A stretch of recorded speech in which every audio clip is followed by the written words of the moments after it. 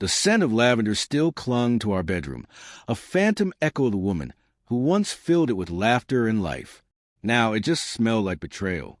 Sarah had always loved lavender. It was her signature scent.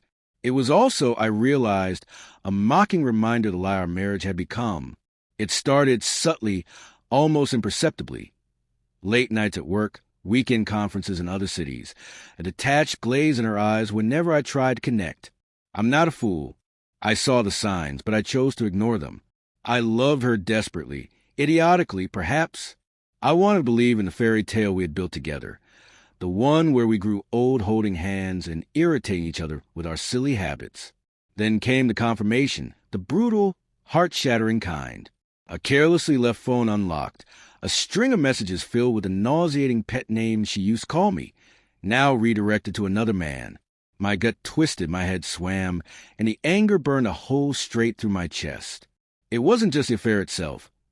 It was the way she had so casually discarded our life together, the vows we'd whispered, the dreams we had held so dear. But the worst part, the part that still made my jaw clench even months later, was the night of her annual girls' gathering. It was a tradition, a group of her close college friends converging at our house for cocktails and gossip. They'd always been a little catty, I guess. I tolerated it mostly because Sarah loved them, and I loved her.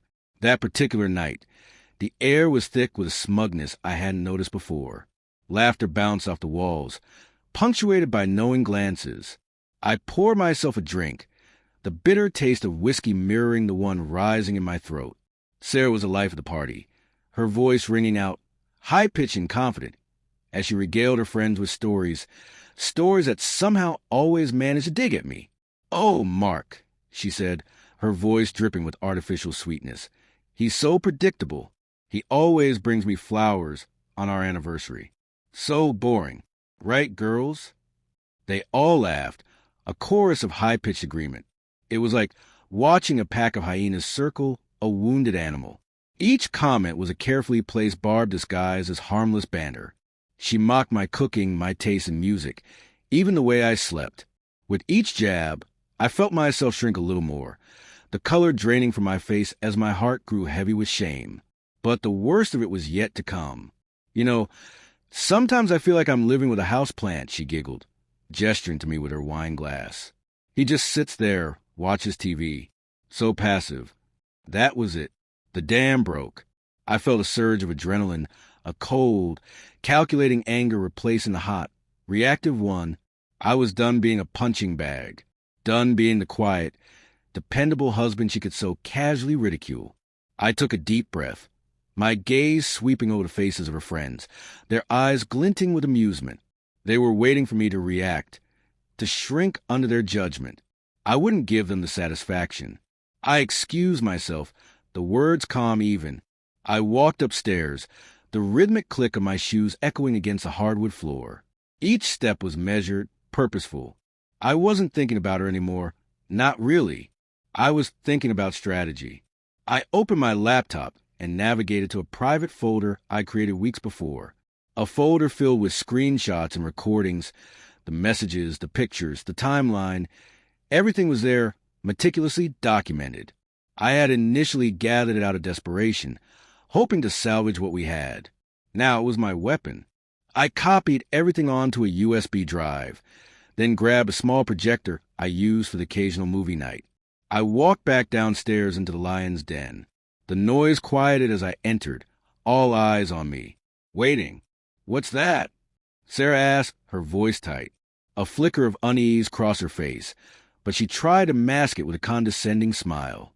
"It's a presentation," I said, my voice flat. I set the projector on the coffee table and pointed it at the blank wall. I plugged in my USB drive, pressed play, and waited. Silence. A stunned, heavy silence fell over the room. The first message flashed on the wall, clear and crisp, asterisk, "I can't wait to see you tonight, baby. Mark is so boring. He would never know the kind of passion I found with you." Asterisk Sarah's friend Melissa gasped. Each message, each picture, each recording played out in excruciating detail, painting a stark picture of Sarah's betrayal. There were images of her with another man, a man I knew she worked with. There were voice notes, whispers filled with promises and lies. The room seemed to shrink as the truth unfolded.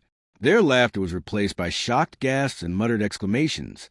Sarah's face was a mask of horror, her eyes wide with disbelief. She looked like she'd been punched in the gut. I watched as the color drained from her cheeks. The confident, mocking woman I had known only moments before slowly dissolved into a pathetic, cornered animal. Her friends looked equally stunned. Their smiles vanished, replaced with expressions of disbelief and disgust. They had been complicit in her mockery, in her cruelty. Now, they had front row seats to her downfall. The energy in the room shifted completely. They were no longer laughing. I didn't say a word. I didn't need to. The projection did all the talking. The evidence was undeniable, the betrayal irrefutable.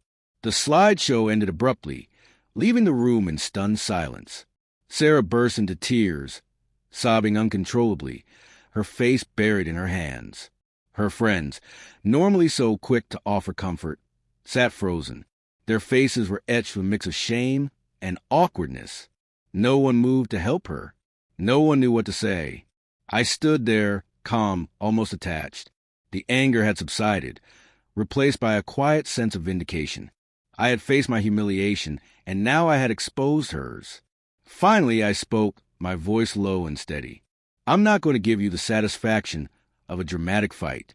I'm not going to yell or scream. The evidence speaks for itself. I glanced at her friends, their expressions still shell-shocked. I think it's time you all went home. I walked out of the living room, leaving her to her tears and her suddenly silent friends. I went upstairs, grabbed a bag, and started throwing my clothes into it. I didn't even look back. Later that night, I sat on the balcony of my new temporary apartment, overlooking the city lights.